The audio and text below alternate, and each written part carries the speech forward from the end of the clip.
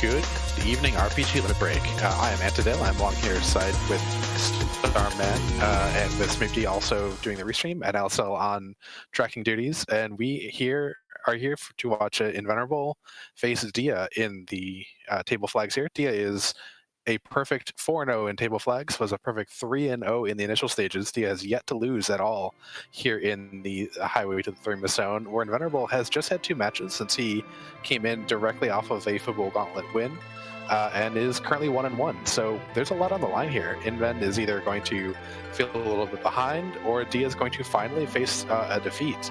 And Starman, what are you thinking about this seed and this starting quarter? Well, I do enjoy starting Rosa, but let's talk about our objectives a little bit. So we have Conquer the Vanilla Masamune Altar and Conquer the Vanilla Ribbon Room. And those objectives should feel familiar, shouldn't they, Antidale? They sure should. I didn't actually play very much of the Lunar Racing Club because that was a more East Coast-based time frame, but those are 2 of the objectives that were always set up for that particular race. Because, hey, let's do something with the moon. So we're looking for a Darkness Crystal, we're looking for a Barren Key, and, you know, we could also forge if we want, but we definitely need that Darkness Crystal to clear some moon bosses. And we have Invenerable in purple and Dia in pink. Yep, they're very standard colors. And this also means Moon's not haunted. Nope, it might not itself have value, but just defeating some of the moon is going to be what our runners are looking to do. We probably also I'll be interested to see if there's any peaking of those bosses early in determining whether or not they actually want to do a full D machine grind, or if maybe they'll do some trap chests on the moon, because that's a little bit faster depending on your party. The other thing I'm going to note here is Inven and probably Dia both are going to be looking to go straight to Threemus from that Masamune altar. Yeah, both fans of the Swag Walk both enjoy not taking the time to go back and save because they're very confident. But that is going to slightly depend on their party composition, whether or not they have a little bit of a wonky Zerombus fight, or anything of that nature too. But I agree with you, Starman. That is absolutely something they will have on hand for themselves.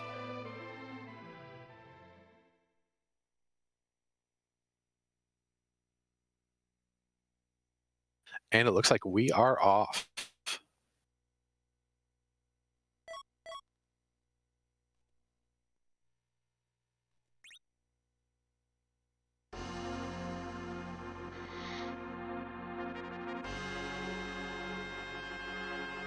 And we have a radio here, but we're probably not.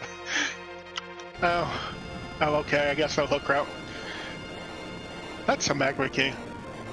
Yeah, Radius has got behind a little bit because no one quite wants to take that small child around right now. But it is a little bit interesting now with just that Rosa, whether our runners decide to go do any character checks, or if they're just going to go straight underground with slightly better loot that is hidden there. I'm going to assume we're going to see like a quick dive underground. I know that's my normal strategy, but I know Inven also, especially after having been burned by a pan at Antline early, seems to like to at least clear Antline Cave before going underground, just to make sure you don't, if you can avoid that double dip of Fabul and double dip of Sylph Cave. Nope, neither of them are going straight down underground. They're checking Waterfall Cave first, which can have some pretty good weapons. It all depends on T-Sparse, if T-Sparse is feeling nice. Would you like more Rosas? I'm never gonna really object to a second Rosa. I might like stash her away for a little bit. Inven goes just as far as getting that second Rosa though, and then while Dia decides to go further on, check another probably 4 places here in the Watery Pass. Gets a fire sword?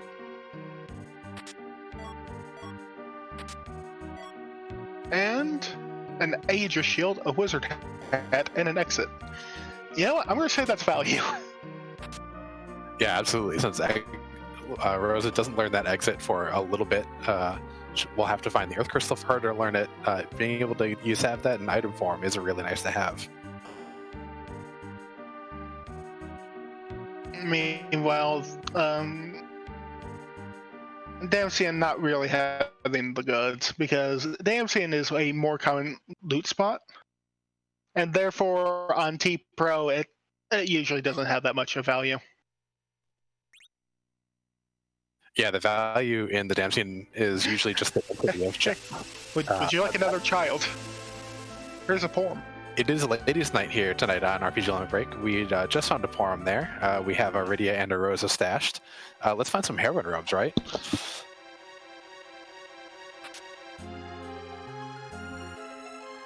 Dia going to show us another check for the character up here on Mount Hobbs. Meanwhile, Inven doing a little bit of looting, finds a nice headband, nice +5 to strength. And that might have been another Porum. That was a really quick reset there on Hobbs, but I think it was Porum because I'm pretty sure I saw a lime green cloak. Well, we don't have enough Porums yet.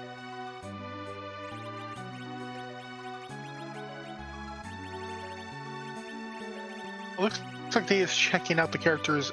There's another Rydia.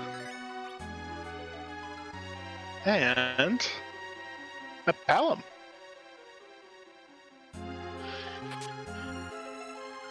I suspect an early enough Darkness Crystal means she takes the Porum, the Palom, the Rydia, and someone else. Yeah, you could also go with, if we find a Tella pretty soon, or anyone who can join in. Oh, there is... Hi, Gauntlet. And Inven resets right out of there. Yeah, just Rosa's not going to have a fun time with that Gauntlet. Might go do shopping, find some Notice or bombs, or even Lit or Thor Rages to kind of help take that out a little bit faster. But Solo Rosa is going to nope the heck out of that Gauntlet. Another option for Dia here would be taking Porum and making use of Twin Magic. I don't think that's going to happen. Oh, wait.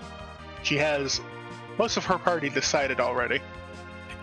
Yeah, she went back in to pick up one of those Rydias on there, so has a mostly a mage party.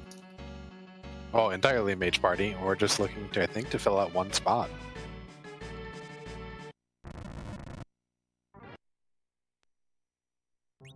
Oh, if you want a Rydia, here's another Rydia. Well, so sometime we might find someone who is over the age of like 18 on this. I don't actually remember how old Rosa is. Okay. Yes, our tracker Alice Hill absolutely correct in saying this is 100% the Babysitters Club. We have one babysitter and lots of small children on the team so far. We could get a backup babysitter if we want to in a second Rosa, but goodness, there's not a lot of HP here so far.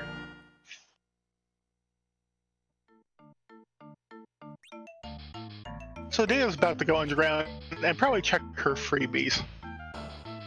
While Inven is taking a look at what he has on offer at Mysidia, and picks up the Palom as well. Yeah, Palom has been so strong in this flex that learning the spells a little bit earlier than Rydia does that are useful. And circumventing the need for gear with bluff. Absolutely, and he can help out a lot in a Mac Giant grind if it comes to that. If we don't find a Tella, a couple of bluffed up Paloms using Virus can pretty much two-shot the Mac Giants and stop them as well. So very, very useful for that grind if we need it.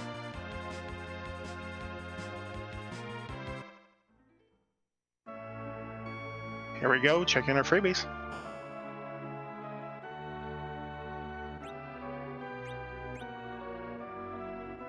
And on her way down, looks like Dia's going to be checking out the chest here in pretty much.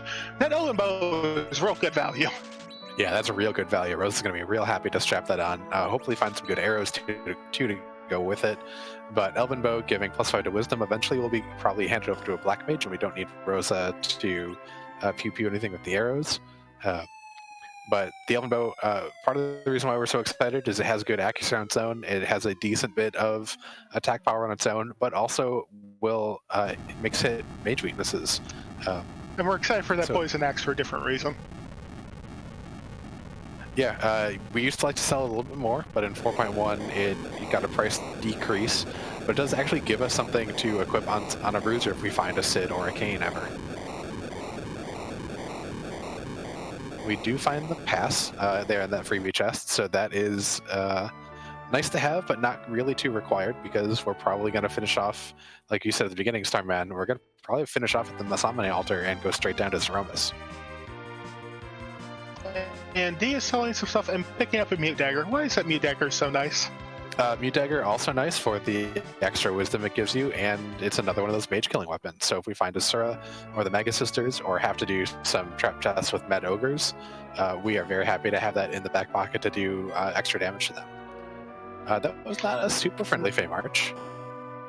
The dolls are okay. In fact, I'm fine with the dolls where they are. Octomammoth, though, can be a little deadly, particularly if your party does not, get much in the way of, survivability. Yeah, without a heavy tank, going to be a little bit hard pressed to take the damage there. Even though that was in the Asura spot, it's still going to do an awful good bit of damage. Not tied with not the Leviathan spot that has some of the highest physical attack power in the game, but Asura does a good bit, is awfully fast, and has enough HP in that spot that neither runner is probably going to tackle that for quite a while. Which means Dia is going to go down and talk to Yane, and then probably go to Fabul from here.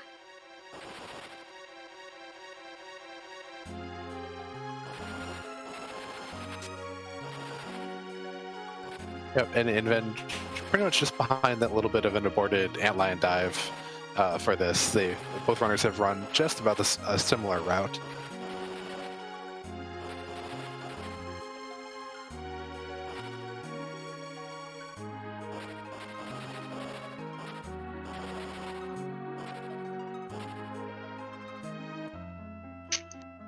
He is about to talk to Yang, leave the cave. Not checking any of these chests. I know she's not a fan of doing so. Just because there's so many trap chests down in the Self Cave. Yeah, with all the trap chests and the fact that we do have sparse 60 on, so only 60% of them will have a chance of normal loot. That just means the percentages in Self Cave are real bad. If it is a locked chest, it is almost as likely to be a trap chest as it is a chest with loot that you can just freely grab.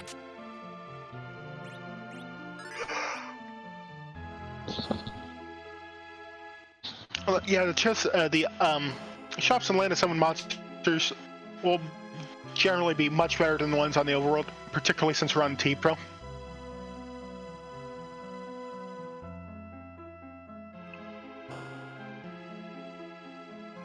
Yeah, both the shops and the treasure, both guided by the pro flag for both S and T, are weighted so that stuff that is locked behind or more dangerous has better gear in it. In the underworld shops, we'll be able to find things like curse rings, like that ogre X that we just saw, things that are a little bit more powerful, but not as good as we saw in the group stage. We won't find things like sirens or hourglasses anywhere except Cole's shop, which is the only shop that can have those tier 5 level items. And sometimes you get that stuff out of Cole's shop. It's real nice when it happens. I'd also just sell for sorcerer robes out of Cole's shop. Oh, hello, Evo Wall. Well, these radiators are probably not going to survive at all during the fight.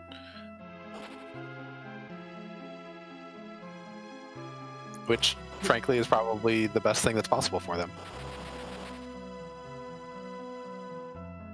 Because we want them to, get slingshot. We don't want them surviving this. Throw the Grimoire. Oh, Grimoire. Yeah, D missed not the dream out of that Grimoire roll. I mean, the dream is like a Leviathan. Or Bahamut. So Starman, you mentioned slingshotting. Do you kind of want to explain that experience mechanic? Well, we'll get into it later. But right now, we don't want at least one of these radios to get any experience. At least one. Preferably both, honestly.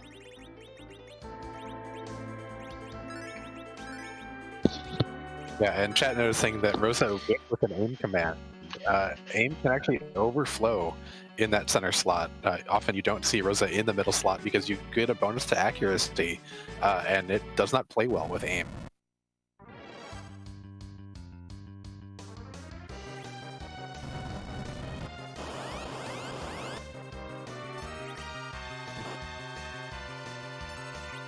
But Dia seems to go right back in. Meanwhile, Inven is going up on top of Hobbs, finds that forum and the net line.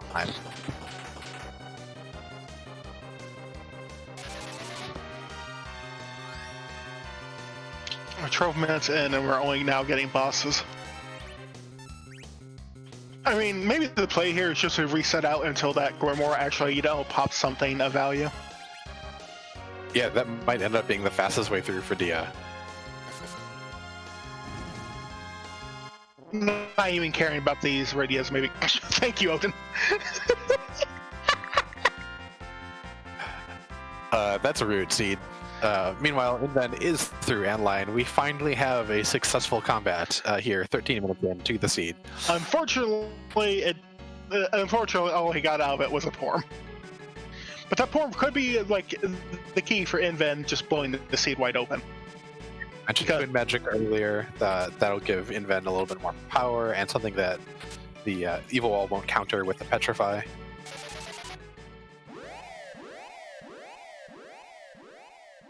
Oh, good night, Radio. Come on, Grimoire. Disappoint us again. Wow. You have done a great job of cursing these runners, Starman. We've got a Chocobo, a Mist Dragon, and an Odin summon so far there. Look, no one can have my luck with Grimoires. No one can just like pop one and get a Bahamut first try every time.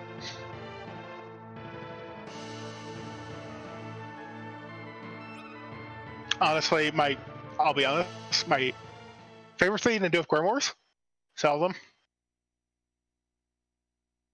They're so RNG otherwise. Yeah, I mean, once I'm done with ordeals, I kind of don't want to bother with them anymore. So if I still have one, then they get sold.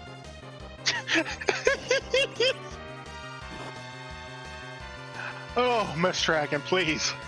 Wow. Meanwhile, Inven, having gotten a fight through, does have level 2 spells on Palom, so is able to get a little more damage out of just normal turn utility than Dia does.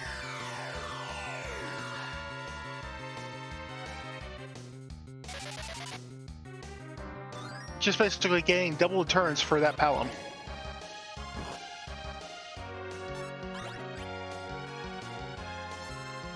Yep, and Inven doing a nice job of using Bluff here to increase Palom's stat, and then using more, probably right after.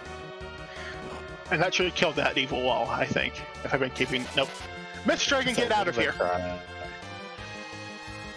But there's like 3 Iridias in the seed already. We have to have at least one Mist Dragon for each Iridia, right? That's how it works.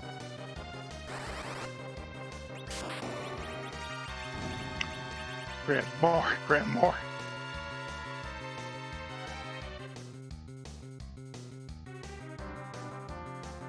Inven finally through, first of our runners to get through the Fumble defense, and we'll soon see what we have just waiting for us as soon as Dia is able to high roll this Grimoire to something other than an instant 20 damage. Oh, that's a Legend Sword.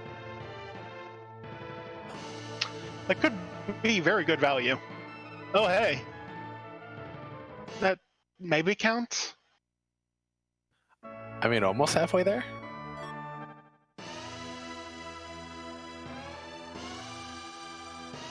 Darkness Rock from Sheila. Well, we're one key item from Go mode.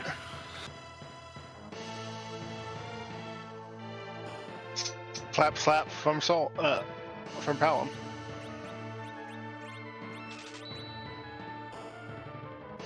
Of course, this is a really, really awful Go mode. If we're able to find the next piece pretty soon, Inven almost certainly going to go straight to the moon and hope for a Tela up there. A Sid or a Kane would not be awful either. We do know where Ogre X's are, and Ogre X's do help with a Mac Giant Guard if we come to that. Nope, it looks like Inven's going up ordeals. Another good play. He had not done this before yet in order to hopefully find a Tela or another character, I don't believe. So very, very reasonable to make this check here. at this point might take that Rydia. I mean, or not. I've been Ron. I've been Ron before so far, so you know, I can be Ron still. Yeah, and Dia toughing this one out still, trying to just chip away that last little bit of damage on this evil wall. 50, like, I think we're nearly at crush from evil wall. Yeah, and Inven finds a Leviathan sitting up on the Mylon and Friend spot. This is actually not a super great spot for Leviathan. The single Tiger Ice 2s will do a decent bit of damage. You'd much rather have a physical boss here than a magic casting boss, just because the physical damage here is so little. But hopefully he'll be able to get through a couple of lits, couple of bluffs. Those bluffs do stay on even if Pal does get knocked out.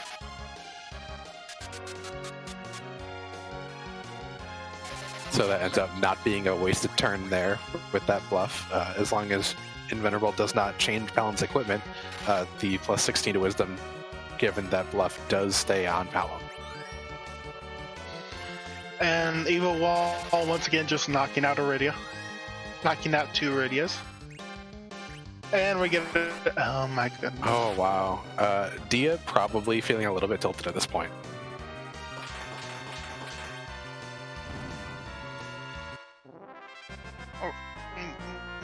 Dia going on a bit of a windmill against evil wall here. Yeah, meanwhile, we got a Palom with a lit 2 for 2400, then we get a flare for another 2000. Invenerable is done with that snack. Well, you need something rude in the back attack spot here. I don't think that's rude enough. Definitely not rude enough. Definitely not rude enough. This is going to be a couple of bluffs, and then a quick fire too, and this fight's going to be pretty over. Hey Titan, are you going to save Dia here? Honestly, that is pretty good damage. Yeah, that's I think over half the way there, so we might be able to get through this one, hopefully. I would consider on Dia's side just doing a couple buffs and trying like some low tier like ice 1 or 2s, because it might do more damage than that mutant knife. Yeah, I think so. You could even make a pretty strong argument for Dia to just go somewhere where you could get a random encounter to get Palom a level. If Palom gets a single level, he'll be up to Ice 2 and would be able to help clear this a lot faster. But that's a really hard call to make in the middle of a race. Come on, Dia. You got it. And on Ordeals, we get the Earth Rock. We are party rocking, and also we get a bonus round with that D-Mist. Oh, that could be rough.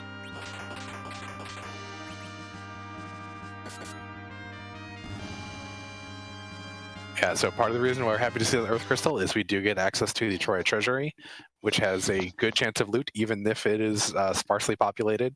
And also, there's 2 free characters up there. Not free, but 2 characters up there. Give us more chance to find someone else to help round out this party.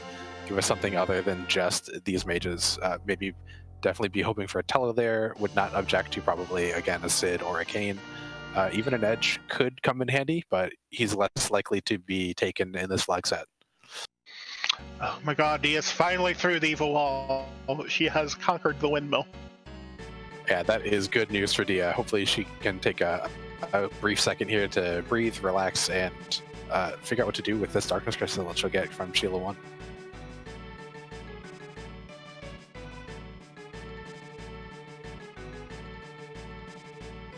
Oh wait, Darkness here and Legend for Sheila 1. No, it was the other way around. Okay.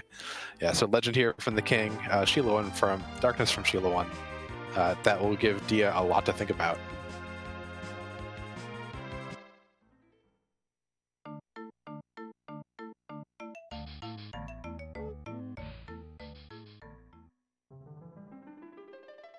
Invenerable calling up the whale first before he even knows what because I don't think Invenerable checked either Redia's mom or the treasury? No, he did not yet. And to kind of follow up a question from Nix Panicus in chat, asking why only the Mylon Z form showed up, there's kind of a different, as you deal damage to elements, if you can trip different thresholds, and as you trip thresholds, they'll change forms, and you're able to actually skip the changes if you're able to do enough damage because it's kind of two different fights altogether. You have the Mylon Z and Rubicant form that they'll kind of change in each other, and then if you're able to do enough damage there, with either one of those up in front of the party, then you'll just end the fight. And if not, then it'll switch over to the second fight and kind of effectively get an HP refill. I guess Inven is checking the moon for Tella.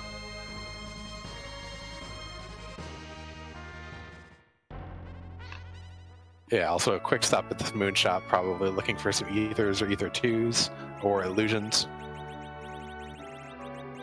Dia hot on his heels, summoning that big whale. We do see Sylph as well as ether 2s. That's a pretty nice moon shop. I don't think we're going to see a Sylph buy, though. Probably not. Ether 2s. I could see a Sylph buy if we see a Tella right here. You'd be able to get a couple of levels off of the grind fight, the fights to just find the grind if you're planning to do a D machine.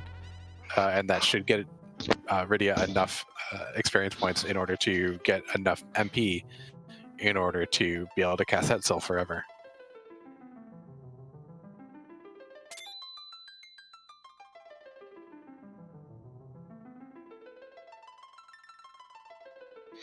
And that is not a Tella.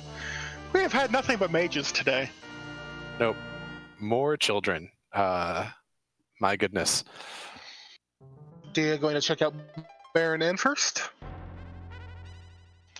Hopefully there's nothing required behind that Earth Crystal and or the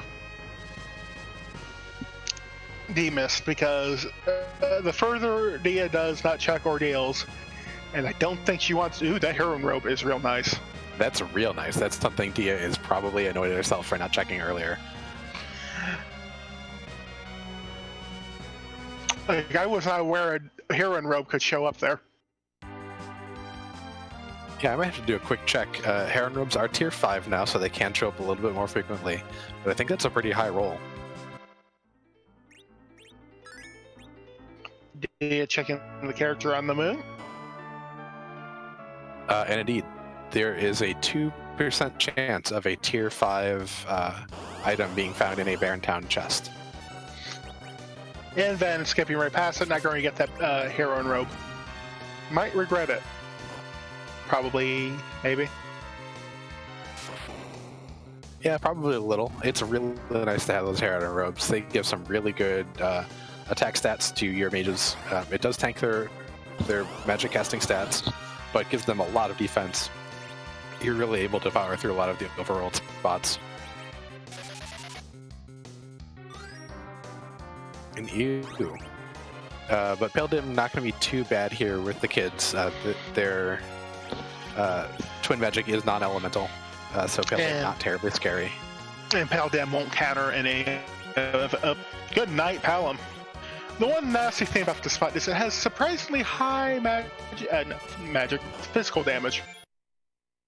Yeah, but it is pretty slow, so Rose is probably going to be casting a couple of slows here if she gets a chance. Also, would be super great for Inven would be to pick up that heroine robe, throw it on that Rosa in the middle, and then cast some slows. But he's just going to nope the heck out of there. Probably going to rate that treasury. And now we get to play that game of rate that treasury. It'll have 2 chests, and it'll be like 10 GP. That's my guess. I mean, the seed has been kind of rude and stingy so far, so that's entirely possible. I'm surprised to see at least like a diamond ring, maybe a rune ring out of this. And I'm definitely hoping for like a black shirt or a white shirt, or maybe some heroine robes. Or dare he dream, a sorcerer robe. Whoa, let's not get too close to the sun here, Starman.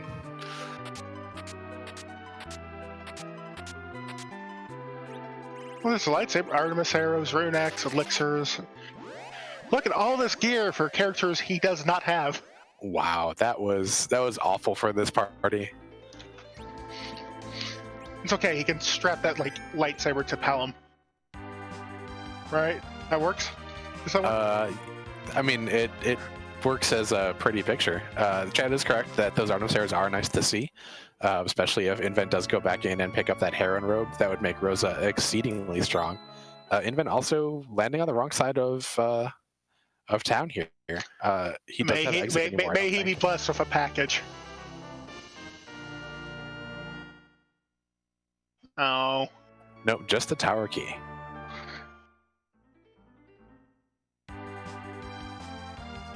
We'll see if it's early enough in the seed for Invent to be kind of intrigued by that early tower play. The tower key itself is a pretty low-level check, something this party could absolutely take care of. Nope, he's going up the tower. Azat. Yep, trades one tower for another.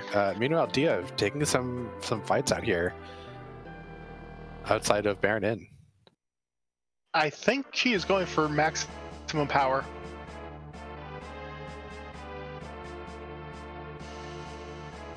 You think this is the setup for a mech giant grind? Quite possibly. All she really needs is Blink and Rosa. I think Rosa's still pretty far away from Blink at those levels, though. I think she is. Oh wait, Pancreas thinks she's going for the reaction manip. Okay. Which could actually get her up there. Yeah, I kind of forget about this manipulation. So there are fights up on the moon where if you cast a single lit one on the enemy, I believe it's the grenade, it will react to that by exploding itself and all of its comrades, netting you somewhere between 20 and 30,000 XP, depending on which one of the fights that you picked up. Which is real nice and would help Dia out quite a bit. And if that gets her plane, she'll probably come back down and... Oh, hello, Water Hag, up at Tower Azat. Yeah, this is a real nice find for Invent. You do love to see it.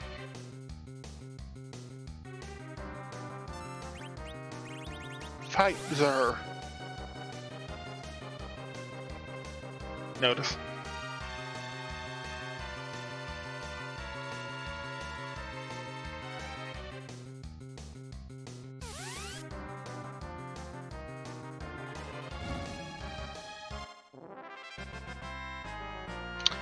Yep, Thursday going up to the moon.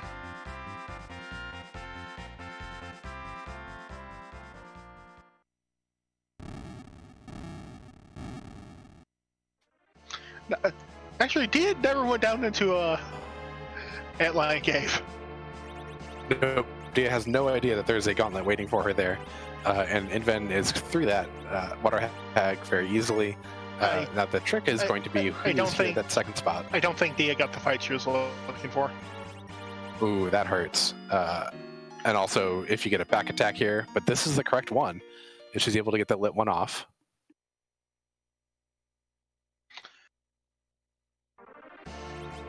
Prognosis a little sketchy. Ooh. But we do have another chance. Gonna work out. Gonna get at least that Rydia and Rosa a good chunk of XP. Because like all she's looking for is like virus on at least one kid.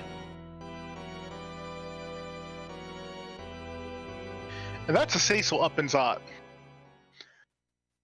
And a King Queen Evelyn that we know that will be in the Golbez spot. Of all the mages we could have gone, not mages that we could have gone, it's Cecil. Maybe we'll be blessed with second Cecil. No, we're blessed with Kane. In fact, I almost bet Inven takes Kane here. I bet. I would not be surprised. I would not be shocked at all for Invent to take Kane and then get that Ogre Axe on him and do a Big Mac Giant, because he knows he's pretty much out of character checks. Yeah, there's equipping the Dwarf Axe very fast in order to back Roglitch Kane, then throwing on the Ogre Axe, give him a little bit of defense, because this spot, while it doesn't have a whole lot of HP overall, this can be a pretty rude spot here with the vanilla Vavala stats. Especially for a team as low level and as low powered as this one is currently. Meanwhile, Dia just hunting for something that does not like immediately punch out a power. Man, this tower was super free. Yep, and Inven pulling out one of his favorite tricks, if he's able to get it off. Those Medusa arrows, if you time it correctly, will be able to turn them to stone in just one shot. He's using a nice little trick of the ATB system where you get an increased chance for those things to proc and actually work when the enemy has just acted and has not refilled its ATB bar. So the goal there is to time your attack so it hits just after the act. Yep, so sit here in the menu for a second, as you saw, then initiated the attack directly as the guard attacked a second time, gets turned to stone again. Meanwhile, Dia finds another reaction grind, hopefully gets this lit one off. The menuing of the menuing over there is fantastic. That should hopefully get her virus on the Palins.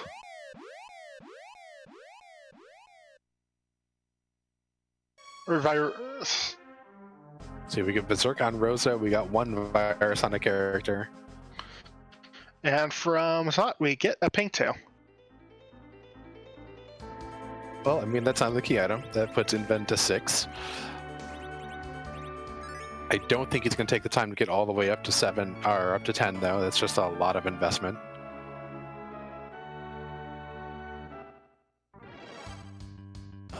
And as well as points out in chat, Inven does have exit now.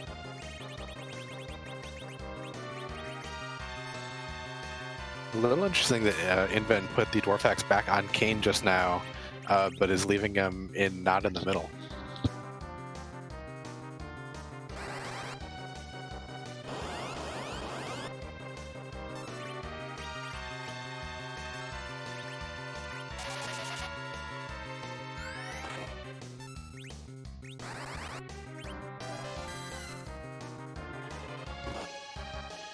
I think she got the viruses she wanted.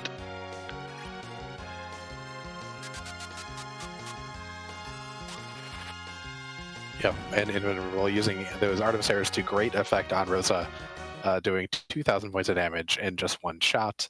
That Pale Dim is certainly not taking anything else from Inven because it's dead. And that is a Bahamut. Oh! I would be very shocked if Inven does not take Iridia now. Yeah, not only is she slingshotable, she's got the power of a Dragon God right on her side not. almost immediately. I'm sure that Bahamut might just be money to him because we do have like the threat of an imminent Mad Giant or D Machine on our side here. Yeah, I wonder if Inven's going to go down into Dwarf Castle now. He does note the second fight is a free fight, and it does give him one more character to check. I think Dia is setting up for a Mac Giant at the moment. I absolutely agree. I can't imagine she'd be back down in front of Baron to set up for another reaction grind or anything else. This is almost certainly that Mac Giant grind we're talking about.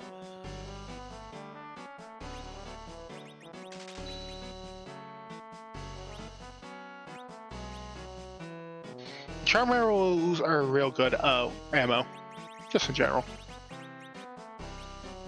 Yeah, they'll be the highest power ammo we can find in shops, I believe. I don't think you can find samurai arrows outside of Kokol's shop here in this flag set. So very happy to see them. They do some really good work. And they'll also be extra good work against the Mac Giants. I just think Inven realized he has that Gungnir Spirit sitting in his inventory.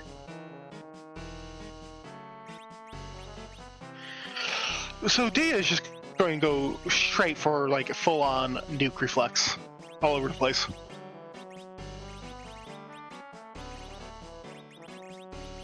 Yep, we probably see that one Rydia stay down. She's just, if she is still low enough level to be a good anchor, she will probably never see experience the entire seed. It's nap time for one Rydia.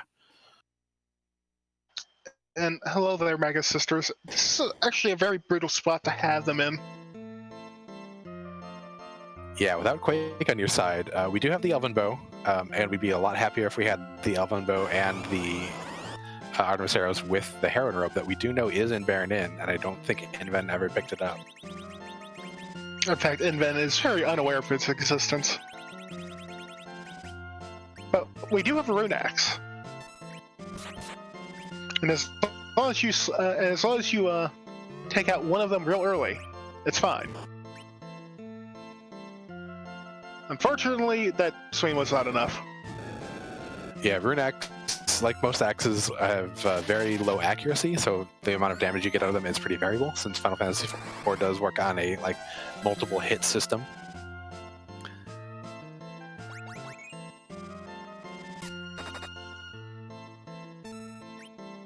And they one-shot Kane, no questions asked there.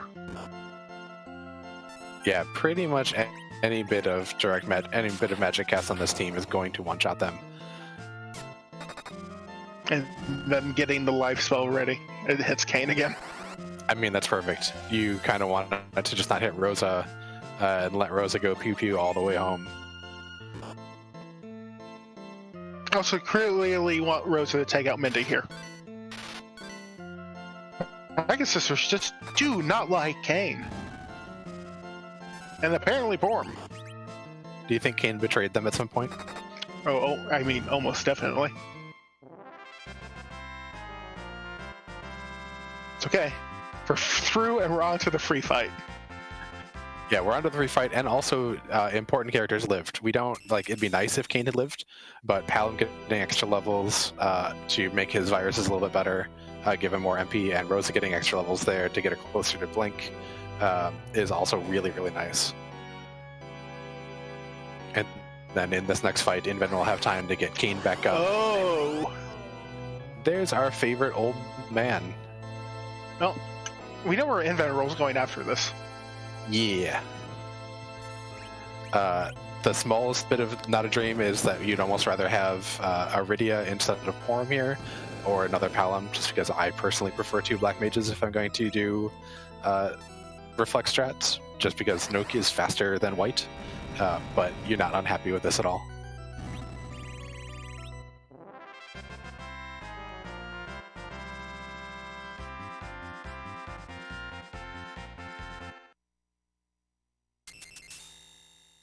Yeah, and Dia has woken up the Rydia that was in the middle.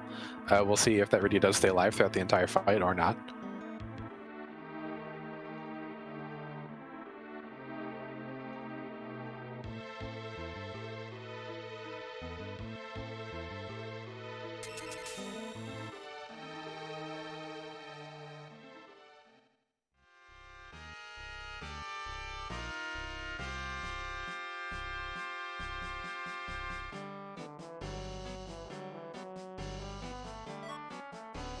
I don't know how many Mag Giants Dia needs to go through.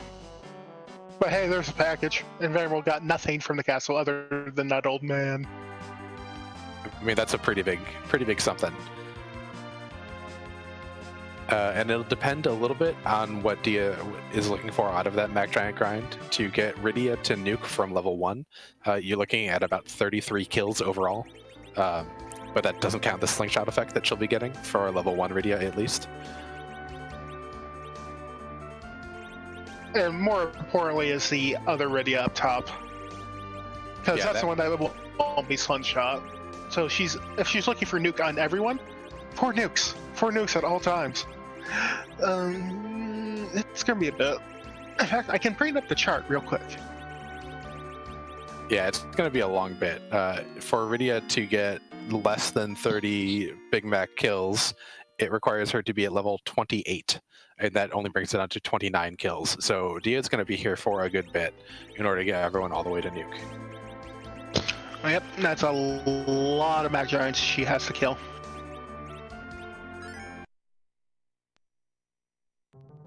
Yeah, so kind of the theory behind both of these grinds that runners will be doing, they'll be executed a little bit differently, because Invenerable will be able to use weak on D machines in order to kill them more quickly.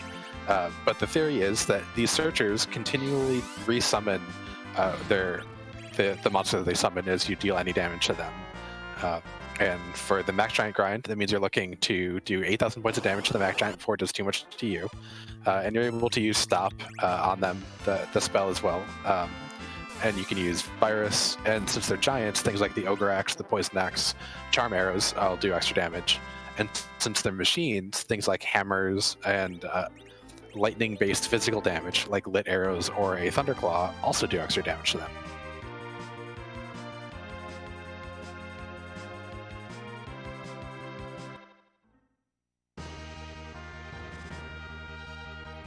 Chogram asking what's Inven doing. He's setting up the manipulation to know what encounter seed he will be on, so that he can figure out what fight in order to get into the giant, so that he can get the D Machine encounter. And Camille Donhafta in chat asking, does Rudy age up in the randomizer? She does indeed. She ages up when you defeat the bosses of Dwarf Castle. She'll pick up her level 2 spells as well as some of those mid-tier summons as part of that fight.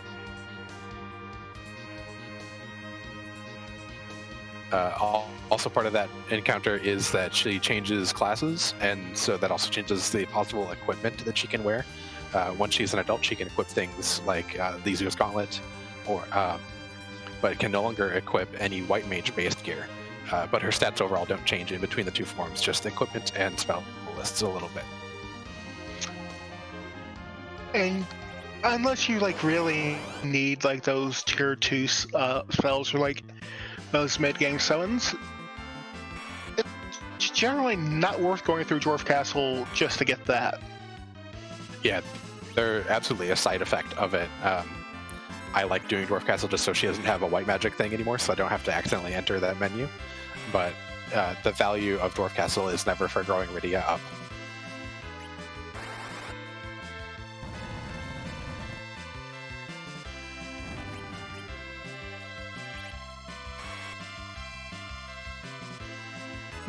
Probably what Dwarf Castle is.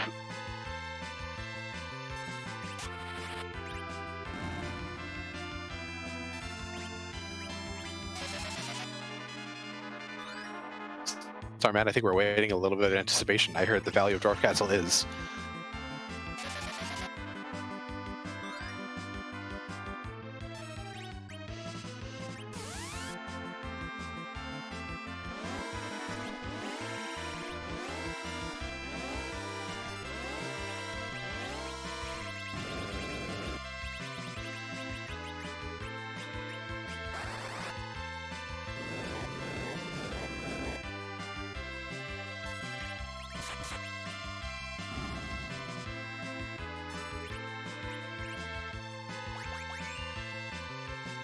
A question in chat for how many D machines you want. It will depend a little bit again on what Invenerable's looking for, but we're looking to get to White and Nuke on the mages, and for those levels,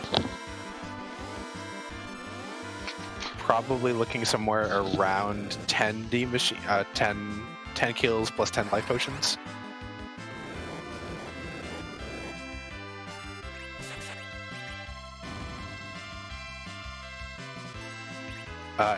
And my co-commentator Starman has had his headset die a little bit, so he'll be fixing that and getting it back together. Meanwhile, kind of go over these grinds, talk about the life glitch a little bit too. One thing that you've seen them do is both runners have been throwing life potions as the enemy dies on screen. That's because the enemies have 0 vitality in Free Enterprise and in Final Fantasy IV in general, so that when they die, if you throw a life potion they resurrect at 5 times vitality hit points. Well, 5 times 0 is still 0, so they die instantly again. And in chat, someone asking if you can double life glitch, you certainly can. I've seen and gotten up to 3 extra life potions, but it requires some pretty specific agility setups, or requires using spells with a bit of a delay, or actions with a delay. Ice 2 and Jump are ones that are used commonly to do it, so that you can, there's a bit of delay on the cast or use of them, and then you're able to time the throwing of life potions a little bit so that different people's turns queue up in the correct order so that you can get the spell go off and then life potions follow it. But it's also easy to toss life potions at something alive that way as well.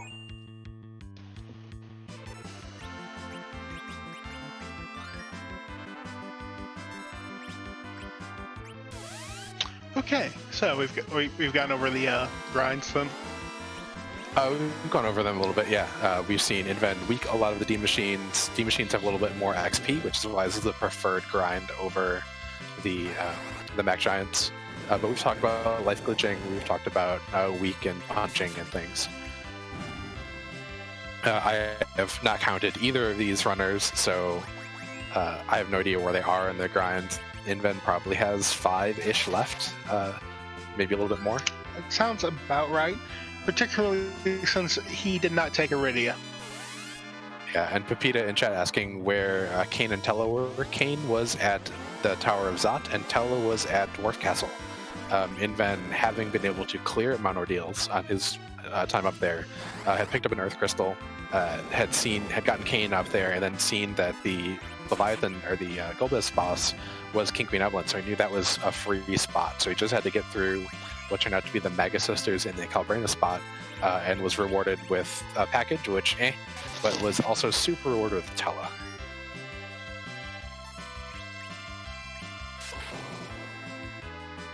And Tella, more than anything, was the big reward up there. Well, from Dwarf Castle. Yeah, it will pretty much... he will have earned all the time back from doing Dwarf Castle on what should be a faster grind than what Dia has. But Dia is doing a very good job clearing out all these Mech Giants, making sure that the party stays alive. And is doing this very efficiently overall.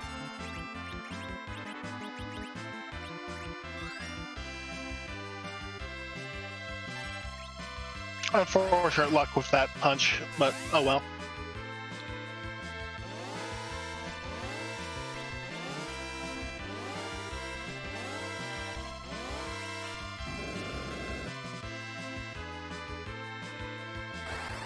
Yeah, Marilyn in chat kind of noting that the key item disparity is really interesting.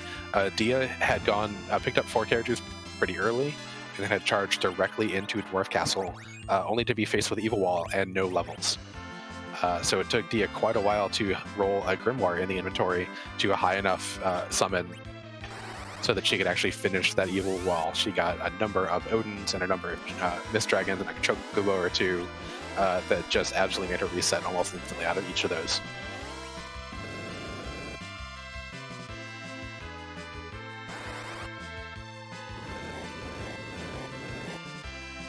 Yes, that is Fabul that Dia ran into in not Dwarf Castle. Apologies for getting that incorrect. And better news.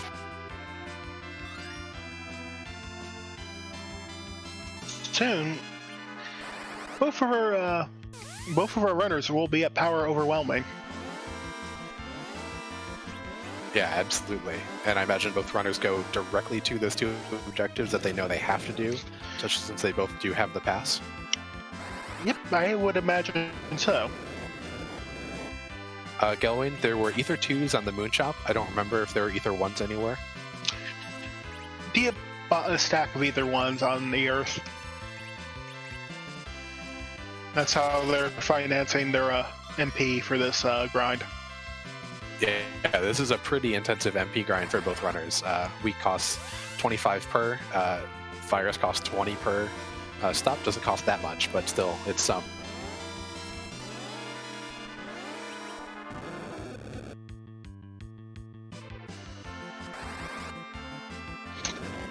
Like, the main question is, when does Dia just cut the grind? I can't imagine she has too many more to kill.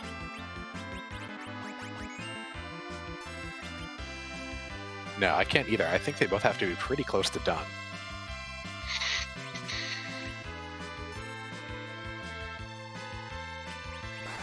I could definitely see both runners. In fact, that is a week from Inven on the Searcher.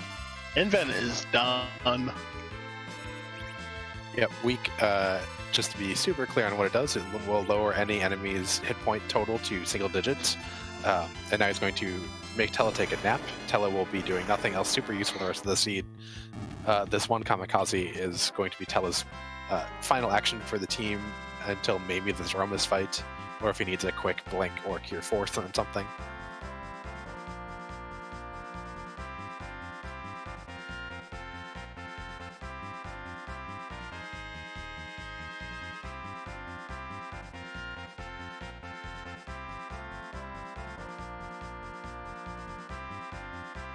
but that is white on both of Invenerable's black mages. Palom probably is getting to nuke here as well. Yep, there's nuke. I saw an Hourglass 3 in that, which is a nice pickup. Kane's only level 62. I mean, geez.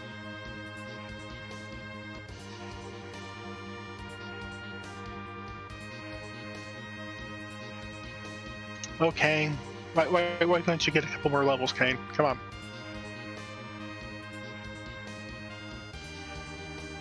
Yeah, Kane doesn't need to do anything else other than just be a meat shield at this point. The children and Rosa are just going to be slinging spells. Kane's Gundir Spear is kind of nice if he finds something that he needs to do it with. And also, if there is a Root of Avalis on the moon, like chat had been kind of rooting for earlier, that would put Invenerable in a huge advantage. Okay, there is a stop coming out from...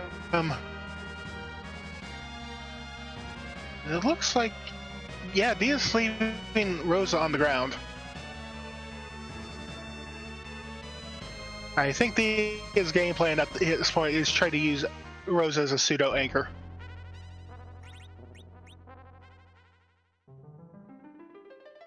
Yeah, that's a really interesting call, but definitely a little bit in line with Dia's very aggressive lines and paces through the seed. Just gonna nuke everything to the ground. That's 56 levels. Oh my. What's enough to get that ready up to... maybe? Yeah. Rydia only needs to get to level 50. So that slingshot. I meant the other Rydia. The one that did not get slingshot. 27 levels. So if she was level 23 before, she'll be there just fine. No, not quite though. And then going down into the lunar subterranean. Going to probably show some bosses the pointy end of a whole bunch of experience.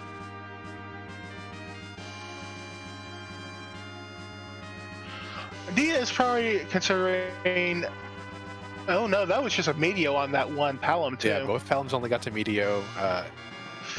Rydia got to Quake, I believe was the last spell that she picked up. But Palom at level 51, Rydia at level 48. Those are 1 level and 2 levels off nuke and nuke on either of them. So very, very close to nuke on both of those, on all of the casters. We'll be able to get it probably just with the ribbon room. Maybe 1 or 2 more would have gotten her nuke on all of them. And at that point, I wonder. Yeah, I think it might take 2 more with life glitches on both for that Rydia to get it. Rydia's XP curve is just awful. Palom would have gotten it for sure. But it looks like Inven's about to show us what our first boss up here is on the moon.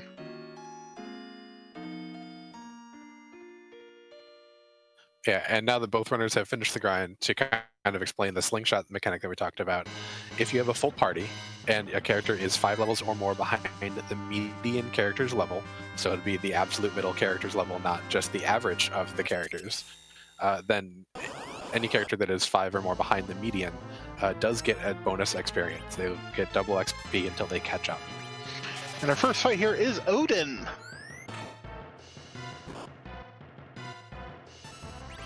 Probably going to see a whole lot of white casts here. Yeah, white and or blink. We get a nuke out. We get a quick berserk on Kane to kind of help fill up the ATB pool and just have him going to clog the queue a little bit.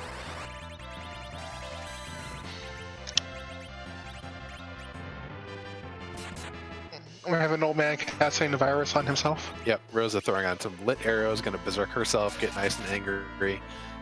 Palom's going to keep tossing the nukes. Or maybe a light 3. Because a 3 will do guaranteed quad 9s here.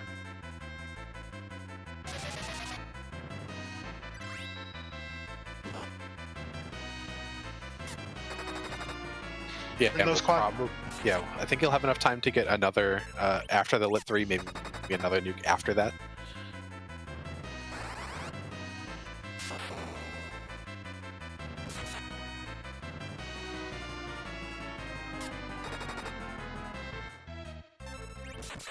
Wow, and Rosa's strong with the 2600 damage arrow, 2100 after that. Kane keeping up with her. And that swing takes out Odin. Yeah, this party needed more XP, didn't it? Actually, that Dragoon armor is not bad, but it's not what Inven was hoping for. No, neither of those are useless. You won't object to an extra 100 HP on probably Porum, especially since she's only at 1800 or so. You don't object to a little bit more defensive gear on Kane, so that he just won't die.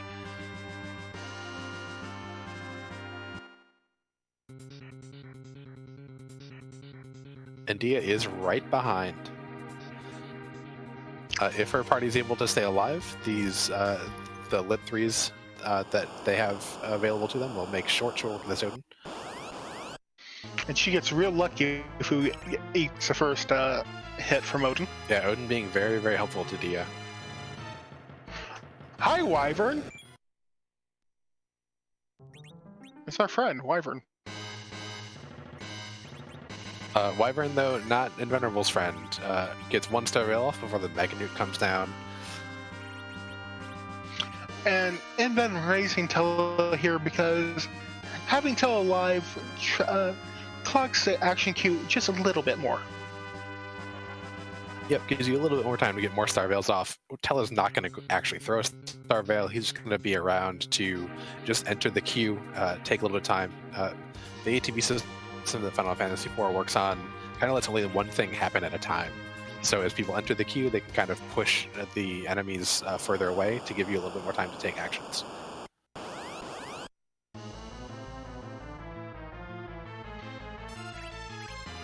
And Jason LaRose asking what the pass does. It is just a shortcut to Threemus unless there happens to be an objective turned on that says you get straight to, or one of the objectives is to open the pass door in Troya. That is not an objective in this particular seed, so the pass is just a way to Threemus that you go through the Troyan pub. In the room that in the original game is a room of questionable virtue and taste. Here we just changed it to a direct path line to evil, where you get to destroy it and root out the hatred in the hearts of men. Or alien space wizards. I mean, that's not the same thing.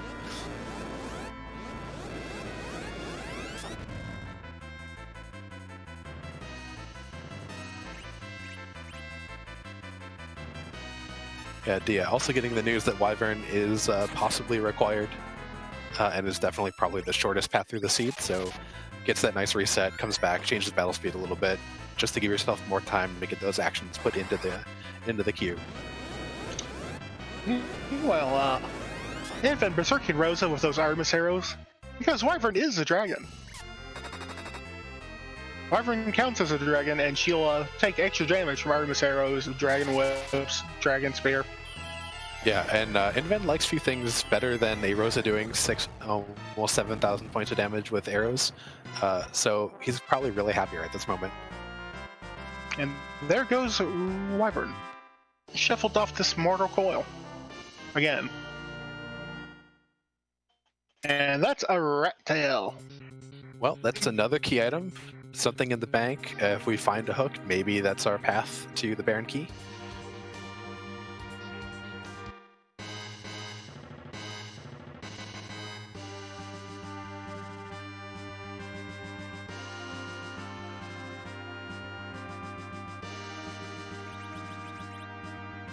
And welcome in Randomania viewers. We are at what is possibly the tail end of the seed. We're not really quite sure because we've checked some things, but not a whole lot. But we've got all the levels we possibly need for pretty much both runners. Dia needs a little bit more levels to finish getting Nuke on all of the children. But we have an entire party of Black Mages and one Napping Rizza on Dia's side, and we've got a little bit more of a balanced party for Invenerable with a Napping Tella. Hi, Gulpbeth. Yee-ha-ha. Invenerable does not want to deal with that cutscene and the length of time that fight will take, and says, nope, I'll come back to you, maybe never. Hopefully that Golbez is not blocking the only way to go boat. Yeah, and Jason LaRose in chat asking you fulfill 4 objectives, kick your own button, that's your win condition. That is very close. However, in this flag set, we only actually need to complete 3 of 4. So runners can take different routes. It's been really interesting to see throughout the tournament as different runners take different routes and find different ways to go mode, what the randomizer offers.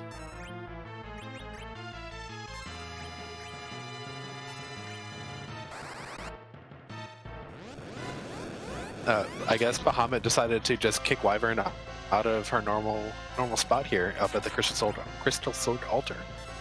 Unfortunately for Bahamut's about to get shoved in the holy microwave. Yeah, this isn't a good choice on Bahamut's side. Because this spot has way less HP than Bahamut normally has. And on Dia's side, she has taken down the Wyvern. Yeah, there's some nuke learning there. We saw the Mega Nuke, we learned nuke, so that's a pretty good spot for Dia. And that's a Luca key. Yeah, that's our second key item we found on the moon. We're kind of done with the lunar subterrane, probably. We still have that Golbez that Inven is clearly intending to fade forever. We'll find out if Dia decides to stick through that fight or not.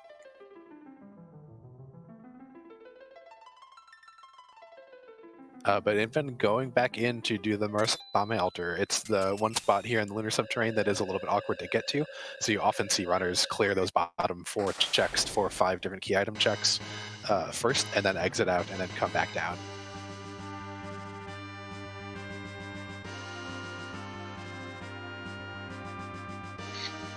A Baron key here could save Dia's game tonight if she goes for Golbez. And I think it looks like she is. She's thinking about it. We might see a little bit of status priority shenanigans going on here. All she really needs to do is cast Mini.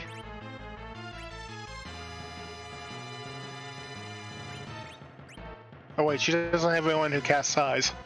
No, that makes things more interesting. Yeah, she could Virus or Venom herself, I think, will probably be the play.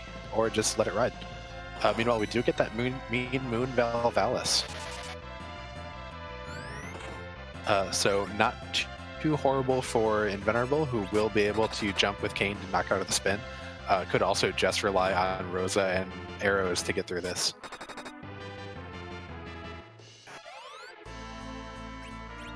And at this spot, I do believe this is the Pale Dim spot, yes. At this spot, you cannot cast Nuke on her. She will ignore nukes. She will not ignore being hit in the face. Oh, right, I forgot that Dia has that heroin robe that Inven does not have. Yep, that is very true. And doesn't have the Artemis arrows, though, that Inven does, because Dia never picked up the Earth Crystal, so wasn't able to loot the treasury. But Kane does a jump, gets punched in the face for it. But here comes a nuke for quad 9s, here comes a white. This Valvalis is not terribly long for the world.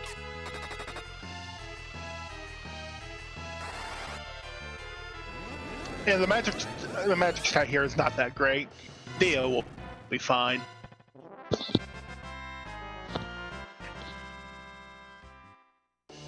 Val goes down, and what does Inven get? He gets the Baron key. Inven is in go mode. Yeah, that is huge for Invenerable. That is a good play to have stayed on the moon.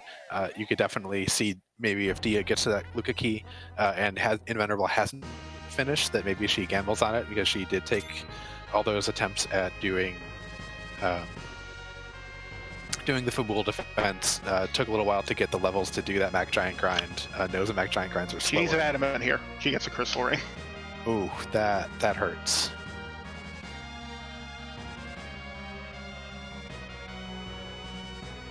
Things are looking pretty bleak for Dia at this point. There's not too much that Invenerable is going to be scared of anymore. He doesn't even really have to prepare for this fight. He knows Wyvern's out of the pool. He knows Golbez is out of the pool. There's no Valvalis. I think Ogopogo is the scariest possible thing, and Ogo's not really that scary here.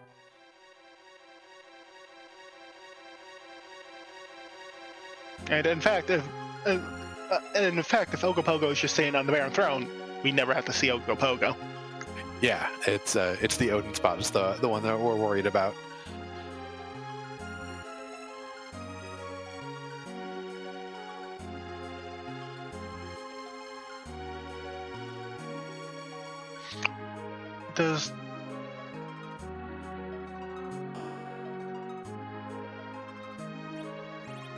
I am hoping that Starman, you cut out there a little bit. What are you hoping? actually, you know what? I don't know if they're maybe Luca Key being adamant. No, that wouldn't do it either. Unfortunately, I don't think Dia gets through Valvalis. It is going to be a much, much harder fight for Dia. I think it's possible, but it's really hard. It's kind of unlikely.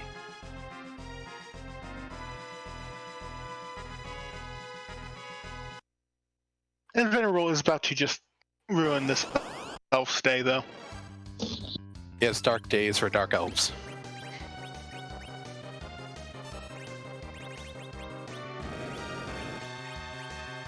Rose is going to get angry because she still has those Artemis arrows.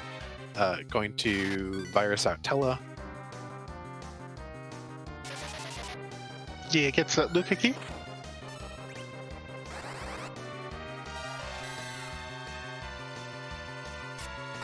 Yeah, and I really think Dia probably feels behind at this point. The play to do the grind that she did was very interesting and very, very in flavor of Dia for taking those aggressive paths and just going with what you got. Inven's more thorough checking than it did that Tella. But I imagine Dia feels a little bit behind. I'm kind of surprised that not safe's coming. That Lukiki. Dia going for the Murasami altar. We know it's the barricade, but we also know it's Valvalis.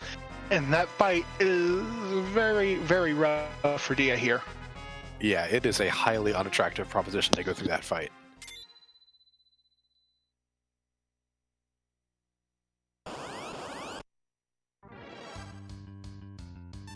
And that's a mob bomb. That's also very nasty to see down here. But this party will be fine. Yeah, this party at these levels is not terribly scared of that Mom Bomb. Mom Bomb's gimmick mechanic is to get an extra 9,000 HP at any spot to give her time to explode. But this party's so powerful that we're just going to chew through that 9,000 XP really fast. Yeah, and that's a quick reset from Dia, seeing that Valvalis. That's going back to Earth. Going back to the big whale, going to check out Value Cave. Value Cave. Value Cave. Yeah, Dia really has to hope for an adamant here to have a slight chance. And hope it's not like being held by Mom Bomb or whoever's on the Baron Throne. Yeah, plus we still have those bosses down in the Fame March that could have the Adamant Rock. Oh, we have the top of tower that could have it. We've got the tower key that could have it. That's a hook. Well, Inven is now in go mode. The question here is, does he, go through whatever's on the Baron Throne, or does he walk back out? And I'm not sure which is faster. I think it's more consistent, at least to walk out. We do know that some of the worst bosses are already out of the pool to see at the Baron Throne, but it's still an awful long cutscene and slow walking that I just prefer to know what I'm getting into and walk straight out myself.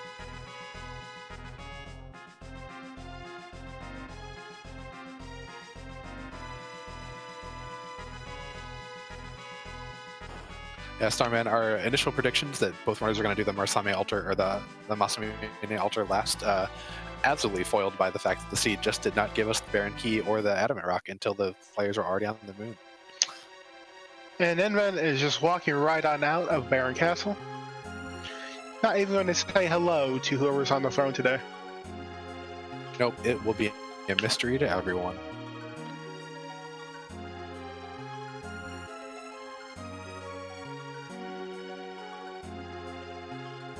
Melon's down, and if this is the adamant, Dia is actually maybe neck and neck with Inven. It has to be the adamant, though. It's an assassin dagger. You hate to see it. That is not the value Dia needed. This is looking very, very dire for her.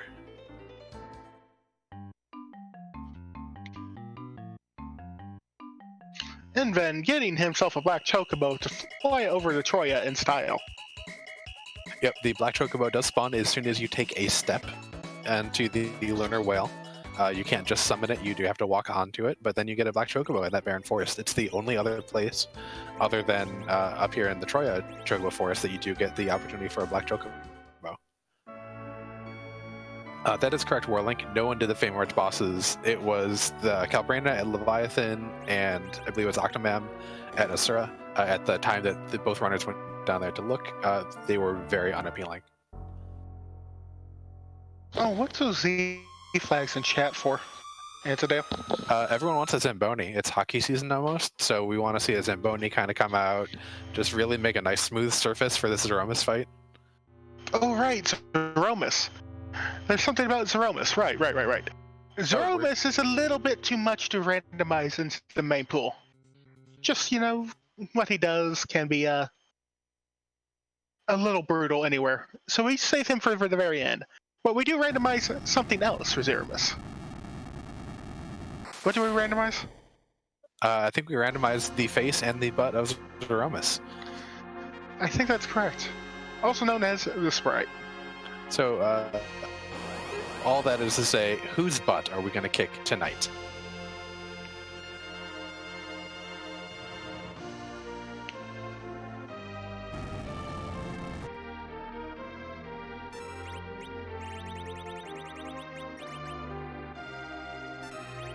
Tella goes first. Throws out the crystal. Whose butt will we see? Yep, one of the changes from vanilla Final Fantasy IV is that anyone can throw the crystal. You don't need Cecil to do it. So it is Tella's best job here to throw this crystal and then take a nap.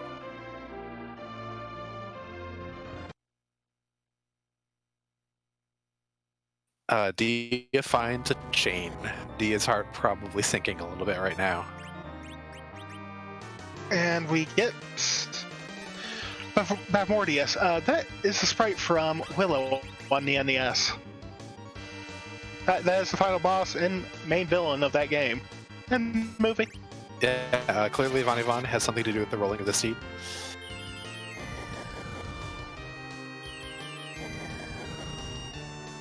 And we do have a Mylon Z here on Dia's side.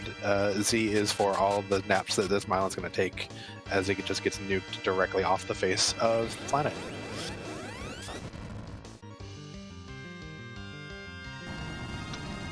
Oh yeah, Bavmordius is not long for this world. Yeah, also Tella getting nuked off the face of the moon.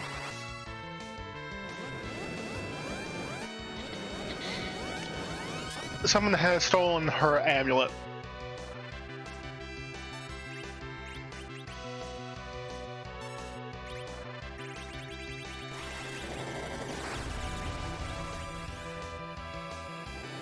And since we can't walk out of Sealed Cave because plot-related reasons, or can't exit out of Sealed Cave, that is, because of plot-related reasons, we're just going to warp us out to just go as fast as possible. As Dia will probably be making a beeline for that Twin Harp right after this.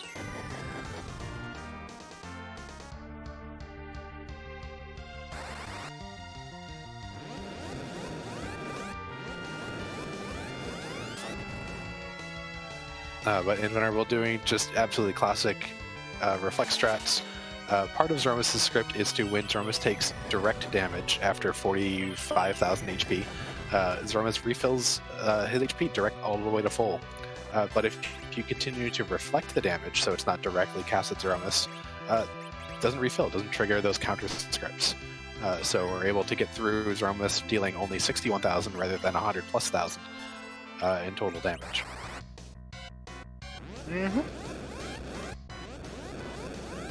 And sometimes when if you're real lucky, when you have like Berserker strats going and Reflex strats going at the same time, you can skip that. You can skip the refill then as well. Yeah, that's a little bit trickier because you just have to do all the damage. I think is it before the first Big Bang is queued. It's sometime pretty early in the script when Threemus sets the ability to actually refill, but it is absolutely possible. We get another big bang now. It may not be enough to save Mortius. It is not enough. No, was going to need both Palom. Was pretty much going to need all the mages to take a nap there in order for that to be enough. And I think that is Flash and Bane, and Mortius is going down. And get your GGs out and chat for Invenerable, who has won this race. As Dia is rolling up on the Dark Elf. We're going to see if we can get Invenerable in for a chat while we enjoy the tunes of Spoony B. I think we all know who the real winner here is. Chat. Chat, yes. But I believe that is the sound of us being joined by Invenerable. GG's. Hey, thank you so much. So, how happy were you to see that Tella in Dwarf Castle? Immensely. I knew early on, it's like, well, we already have seen the characters that you could make a Mac Giant grind work pretty well, but I would rather either, if I have to do Mac Giant, I want to try to get to 10 key items, and I feel like there was a lot of viable spots to check on Earth still, and if not, I'm still going to prioritize character checks in the hopes of getting a Tella and just being able to do, you know, the best grind. So he was there, it paid off, and yeah, I was still so nervous because having gone Earth Crystal first, initially I thought, well, wait, you know, my opponent could just as easily have gone Dwarf Castle first and gotten, you know, a Tella there, because didn't really get a whole lot out of the Tower of Zod. So there was that moment of panic, but then I realized that Magus Sisters fight at that spot is absolutely heinous, and I think that both getting the cane from Zot and getting the Artemis arrows from the treasury did a lot to make me able to get through that fight, and no small amount of luck with them constantly bouncing their spells on the cane. That was really fortunate. Yeah, absolutely. They did not like Kane, but that just let you able to just throw life potions at him and pretty much eat most of their turns, while Rosa just went pew-pew all the way down. Rosa was the best DPS. And Dia turns in that Twin Harp and gets a Strength Rain. Yeah, Rosa made really good work of those Artemis arrows too. We saw you pull them out against Wyvern and Paladin, I believe, too. Yeah. You know, I don't normally. So here's the thing. Again, I was telling myself the entire time, we have the Darkness Crystal. There's access to a grind. My opponent's not going to be looting. Dia doesn't loot. If you give her mages and a way to grind, she's just going to get power overwhelming and play that to the end. So thus I thought maybe I loot a little more. Maybe I tried to find something here in case that's just not a possibility. Because of course I never finished Antlion. At that point, I'd also faded Baronin, and I was thinking, well, like, say Antlion has a package or a Sand Ruby and Tella's either those characters, then I'd like to interrupt for a moment. Yeah. So, Invenerable? Yeah. You picked up that hook from the Baron Throne basement? Yeah. I waited explicitly in the credits. I know what's through there. Yeah. And Rat Tail is the adamant. Yeah. Yep. Oh, that's heartbreaking for Dia. Yeah, because given same logic of how she likes to structure her teams, going exceedingly mage heavy, that Val fight on the moon is probably the worst possible thing for her. And so, yeah. Yeah, the only plus she'll have that you didn't have there was a heroine robe in the Baronin, and Dia did pick that up. Oh, nice. So Dia does have a heroine robe. She doesn't have Artemis arrows. She does have that elven bow that was picked up too from a chest. So we'll probably be able to get through that fight. It's just going to be real awkward. Yeah. How many white mages is she rocking? None. Just Rosa. Well, Just I would say none, because that Rosa is now an anchor. Yeah. Oh, anchoring. Oh, okay. Well, that Val fight is going to be miserable then. Yeah. Because Yeah, like that's one of the advantages of if you have Rosa and you may have to move her into physical DPS. I love having the backup white mage, even if it's Porum, just have another source of blink. And yeah, although I didn't cast blink that in my Val fight, I used her as an extra nuker. Let Kane break the spin, let the kids queue up the spells, and there was that moment of pause when I first started that Val fight, thinking, what am I doing with Rosa's turn here? Am I gonna blink people up? Am I gonna try to Zerk? I'm like, no, I don't Zerk Kane here. I Zerk Rosa, and then Kane can break the spin and the kids can get in, a good like 18 to 28,000 damage if Palom lives long enough. Yep, and they absolutely did. You definitely got a little bit of a favorable roll a couple times on that fight where they didn't take out anyone who was when Val didn't take anyone out terribly important before they could cast the spell, because you're, I think, down to 2 characters at the end of it, but had enough juice. Yeah, and I think even if I do wipe there, I run back down, I reevaluate my plans, I don't Zerk Rosa necessarily. I could just Zerk Kane up, because Kane was what? What level was Kane? 62 after the grind. I don't remember what he's at that point. Yeah, so theoretically, you can just Zerk Kane there and let Rosa and Porum just blink everyone and heal everyone, and you'll be fine as well. But I wanted to take the riskier line to try to gain extra seconds, just because, again, Dia is amazing at this game. Super fast, super skilled, and willing to gamble on really marginal fights. So it was entirely possible, again, that she got through that Magus Sisters fight first, has already grinded, full cleared moon, but again, mage heavy, may not want this spot, so let me play this fight to the hilt and see what happens, and it paid off in spades tonight. Yeah, and that's something you like to do in general too, is to kind of think about your opponent a little bit and what they're likely to do, and figure out how that might affect or what kind of reasoning you'd like to do based on their tendencies, correct? Oh yeah, and I have not done it as much here in the table stage because you're only playing each person once. But I think once we do get down to the round of 16, where it's best 2 out of 3 matches, and then the finals best 3 out of 5, knowing your opponent's idiosyncrasies, their strategical preferences, things like that are gonna pay off big. A lot of these here in the table stage with the round of 32, if you're evenly matched, it's gonna be maybe a little coin flippy. But when you get down to those long, here and there and back matches, that'll come into play a lot more. So study your tape. Yeah, Twitch has a ×2 speed. And you get to hear jauntier versions of all kinds of songs. Fun fact, y'all, the mountain theme on Hobbs and Ordeals played at 1.5 times speed sounds like you're in a real fun spaghetti western or something. It's great.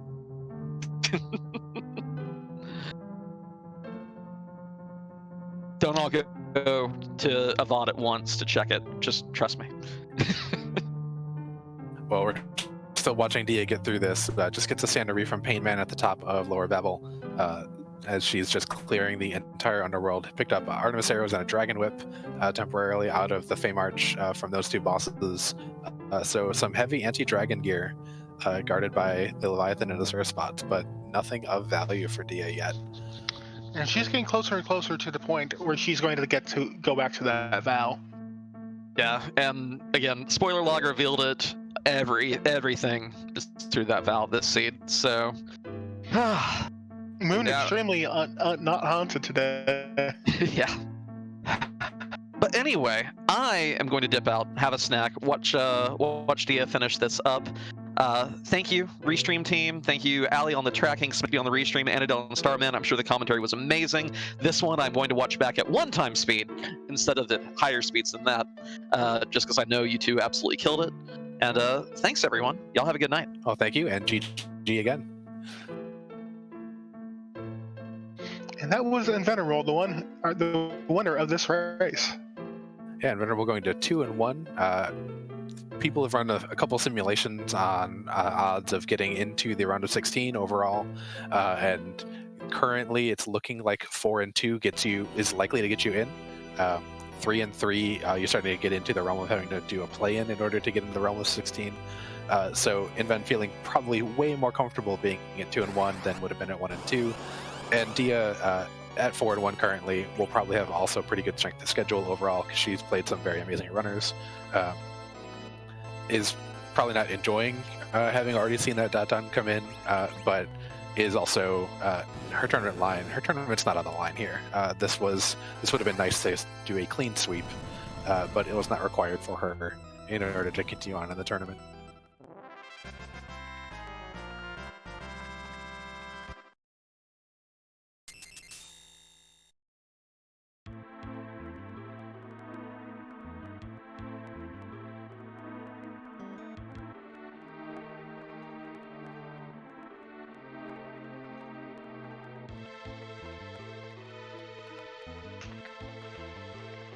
Zemtor, there is Dusty Griff, who I believe is a hot 5-0.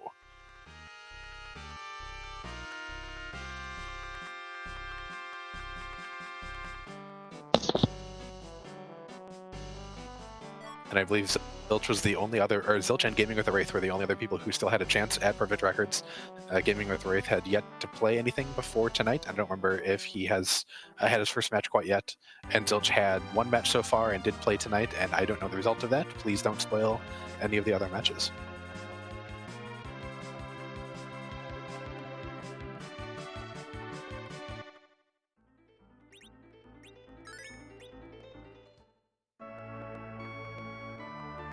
Dia finally going back to check this Baronym.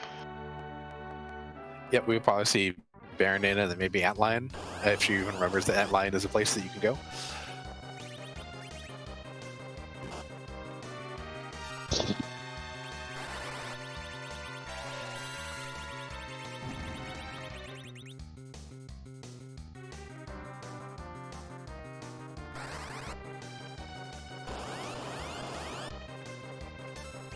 And Baigan has no power over the power of sickness and illness. One virus down. Pale Dim's also going to get nuked. Dia getting some solid revenge here.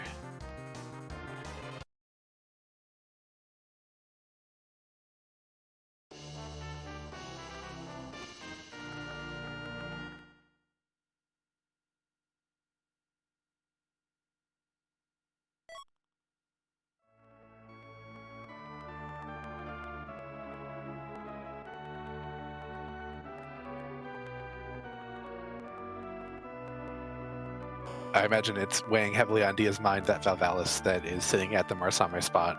There are so few places left to check for her. We'll probably be doing ordeals soon as well. And all she'll get out of the ordeals is a tower key. Well, and an Earth Crystal, but a tower key. Selling that Bahamut, making a point to do so.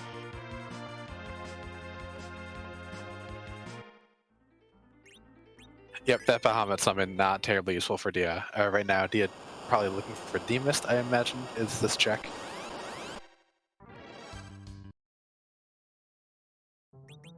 Yep, Jerson, you are looking to have Palom be the one whose action is the one that casts, that is, or his timer being the correct one to go off when Twin is used. It's a little arcane in some very specific spots when you have multiple twins, and it basically on whose timer last expired.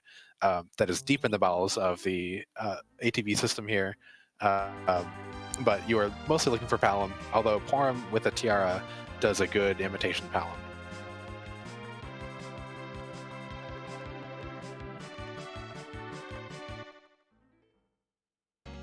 And we're going up ordeals.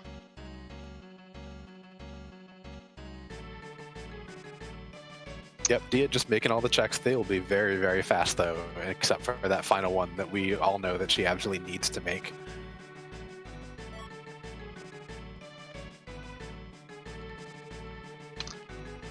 You know, how would you feel when you come down to the one spot you cannot just power through is the one thing you need to do? I mean, I'd be real sad. I might want to just take it offline. It would kind of depend on how I'm just feeling overall in the day, too, on whether I want to just take it outline and eventually take out my frustration at that spot, or if I want to just prove that I can do it with these collection of mages and small children. Just throw out a nuke. Yeah, Dia tossing the rest of the seed into the microwave. Rugal, it does not always go off of Palom's stats. You want it to, because it is a wisdom-based attack. so you want it to use Palom stats. But depending on whether, like, if you only have Porums, it's going to use Porum. And it's really, if I remember correctly from when Accident looked at the code, it is based on whoever timer expired last, which is a really specific thing that's deep in the arcane bowels of how this ATB system works. Generally, that's going to mean that whichever twin just got to do something, it's going to be. You can often bluff and then have Porum cast twin, and it will then use Palom's magic stat. But it's not always the case. Yeah, weird ATB rules is the good way to phrase it. You're never going to get it 100%. It's occasionally just going to do weird FF4 things.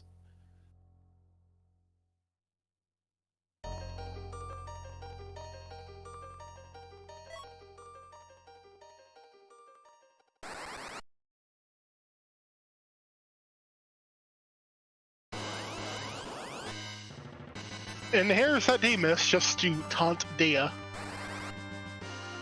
Yeah, Dia clearly hoping that the path through was through this, and this is how Invenerable finished. If she is paying attention to the race room, like this could be a clear answer of like, oh, there's a tower key here, there's a Threemus here. Of course, it has to be behind these.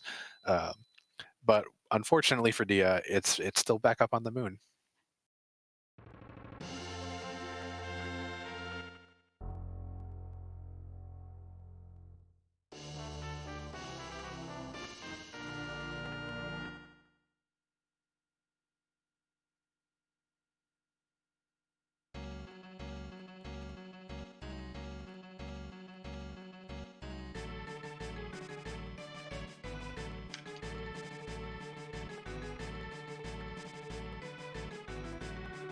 Dia going on down.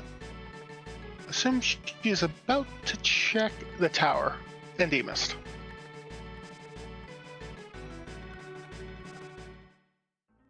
Yeah, the tower feels like, depending on whether, again, if she's been watching the room or not, some runners don't like to know what their opponent's done.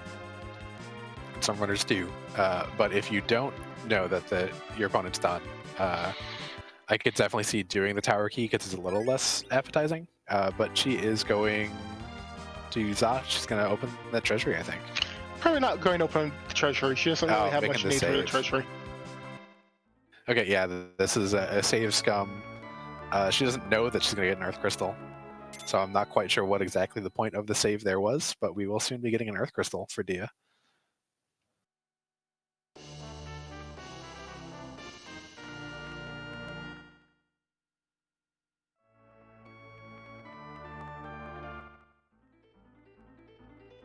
And there's the tower key. Where does Dia go from here?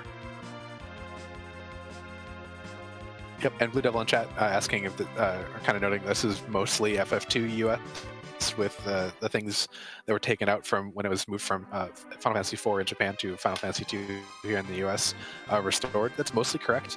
We do have flags that control whether or not those abilities that were turned on in the Japanese game, abilities and items that were on in that game, are also available in this version for Enterprise. And for the flags that we have, they mostly are turned on.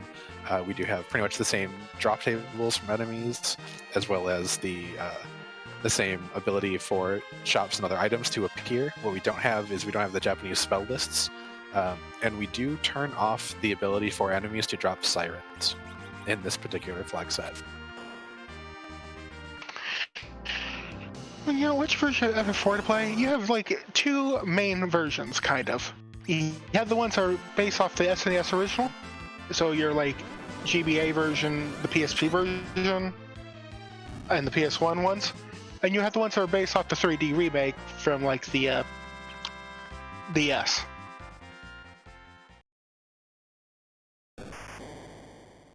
Yep, and Boardface has also taken some of the quality of life patches that are here in Free Enterprise, like the ability to turn off encounters and taking out some of the cutscenes, or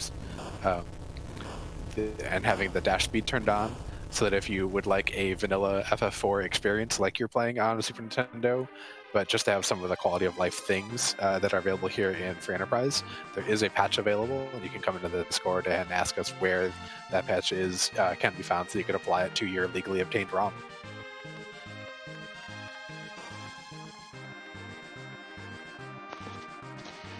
And I am personally like a familiar of the. I'm personally a fan of like the original feeling FF4s, like like PSP or GBA, or SNES. Yeah, I played the SNES version. I have a DS kicking around somewhere with the Final Fantasy IV cart stuck in it, but I've never actually finished it even. Just this game is so close to my heart in this particular flavor of it. I played it like in 4th grade or so at the first time, and this is the one that stuck with me.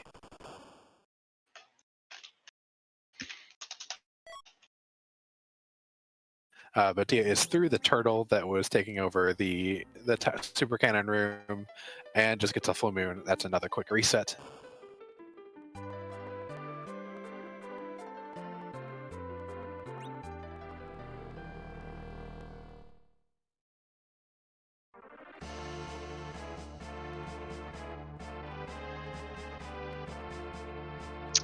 I do wonder if Dia will check what's at Antlion. Because you have to think, like, maybe there is something at Antlion, right? You do. I mean, Dia, I don't think ever walked into Antlion Cave. Dia might have forgotten about Antlion at this point. That is one thing with an early magma start that you kind of. I know in my head I have a thing where if I have gotten underground, I assume I've done Antlion, and write Antlion a little bit off in my brain, and might forget to ever go back to it. But Dia also knows there's nothing threatening up here, so she's just gonna roll up to these spots and just nuke them off the face of the earth. Yeah, again, having already seen Golbez, seen Wyvern, seen Vivalis, there's nothing to scare either or anyone at these levels. So you just kind of go straight through. Probably a little disappointed, frankly, to see the Water Hag here, because it doesn't matter how strong you are, Water Hag takes 3 hits. But those 3 hits are green nukes. Watch this Water Hag tank more nukes than like some of the moon bosses. Specifically, Water Hag will take 2 nukes. The 3rd one will kill.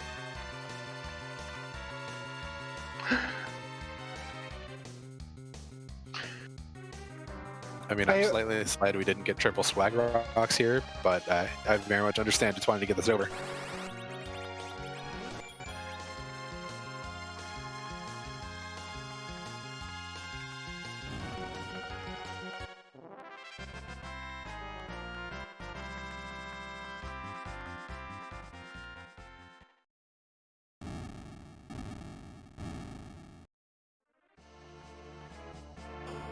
Dia has microwaved a Water Hag. Yeah, that's a lot of seafood that we've put in the microwave today. It's probably not smelling too great overall.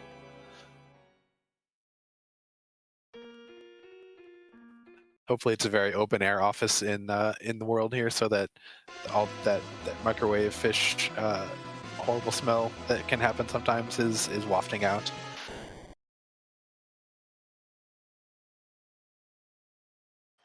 Oh hey, a cane. That cane would be real handy. Wait, do you mean we don't have room in the party? Yeah, we got a permajoin on, so once someone's in, they're in forever. So we've got these 4 black mages and a napping Rosa, and that's all we get.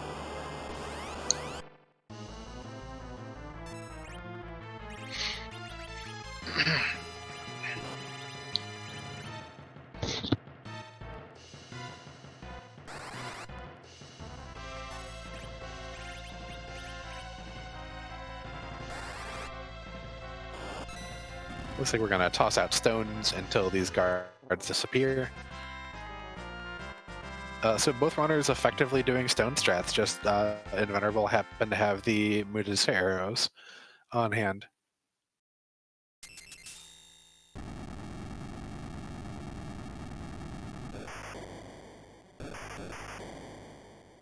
Dia about to be rewarded with nothing from the Tower of Zot. Yeah, and Zemtor asking if Dia is going to try and kill Val or forfeit. That's a really good question. It'll really depend probably on how frustrated Dia is with the seed and with knowing that it's down to that Vivalis or whatever is an Antlion that is blocking her progression. Because I believe those are the last 2 spots available.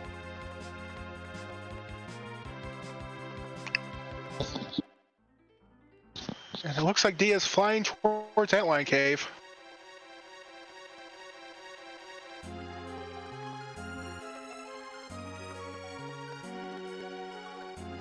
Yep, we'll probably see a lot of viruses, maybe a couple quakes, but nothing in this gauntlet is going to last very long, or probably even get a turn off. Rosa at level 22, it's just going to be too fast, and Rydia at level 50, almost 60 or something, is also going to be way too fast.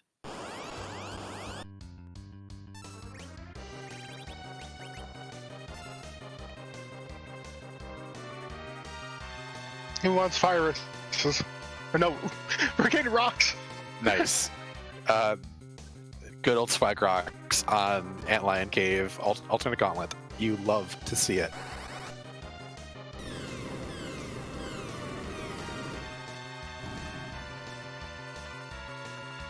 Rocks, rocks, rocks, rocks, rocks. Do you think 9,999 is enough to kill those enemies, Starman? Maybe turn up the damage a little more. Okay. We need to break the damage cap.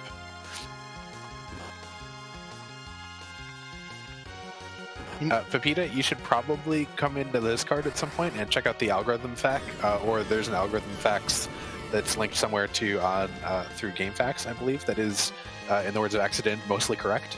And that'd be a good way to kind of figure out hit percentage, because different spells do it a little bit differently based on whether they are single hit or multi-hit spells.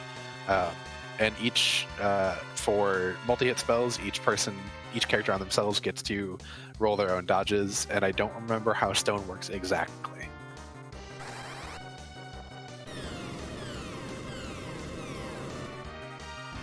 Look, these Reapers you really need to let that meteor out to have wall up. Yep, for sure. Can't think about it any other way. Gotta get that 320 experience points. These sandworms also have wall up. And they fly too, that's why you can't use Quake.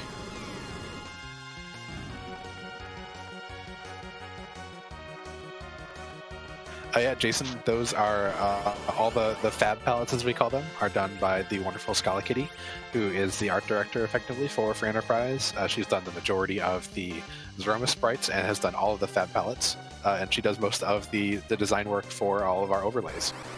Like you do see here, that the Highway of the Threemus Zone overlay here, that was all done by Scala, as well as all of those palettes.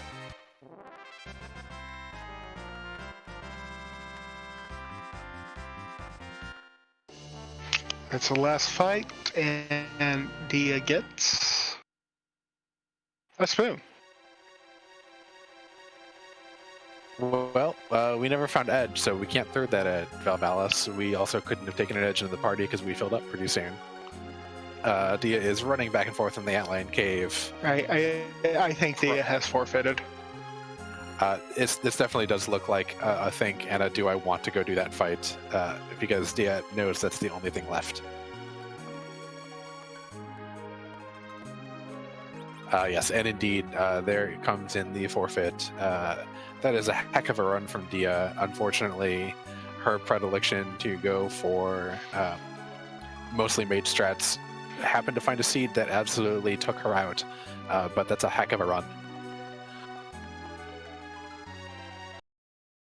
And I think we're joined by Dia. Hey. GG's, Dia. Thank you.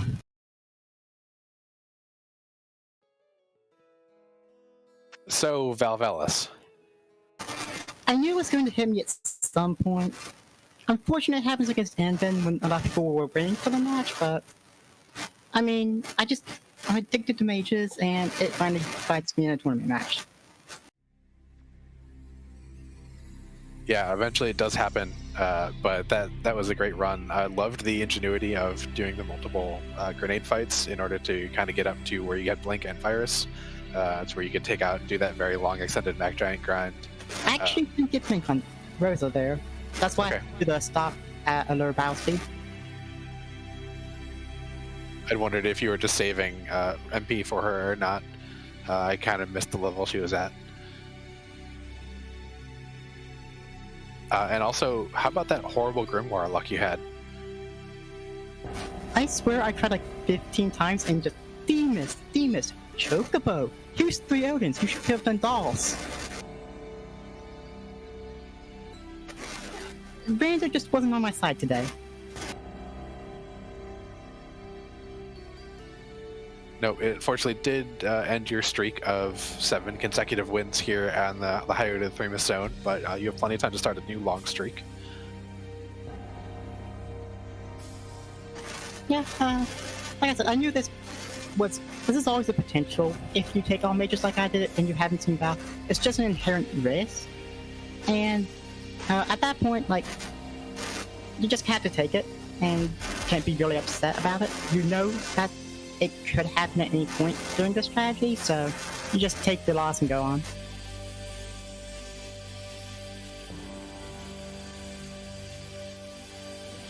And you still have to face Zilch, don't you? Yep, that will be my last match for this round robin stage.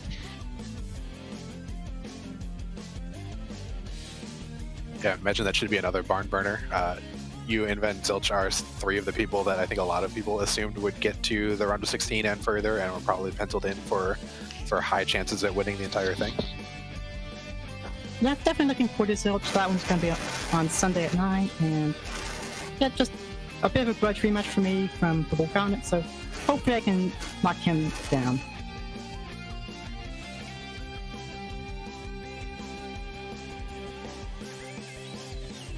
Do you have anything else to add, Annandale? I don't think so. Again, GG's to Dia. That was a heck of a seed. Just did not work out for you at all, unfortunately. Thanks, thank both of you for the commentary. Thank Alice for the feature camera tracking, and Smithy for the other. I forget which did which, but thank you all. And thank you for putting on the show for us today, Dia. It's always rough when the randomizer just decides you do not get to have a you don't get to have a fun day today, but yeah, it's a bit of karma for beating both Infineous and PK in a pickup race earlier, because they both decided to skip Ant Mayan.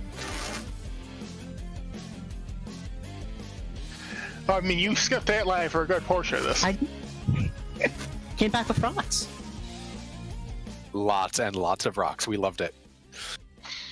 It was fantastic. This randomizer needs more rocks.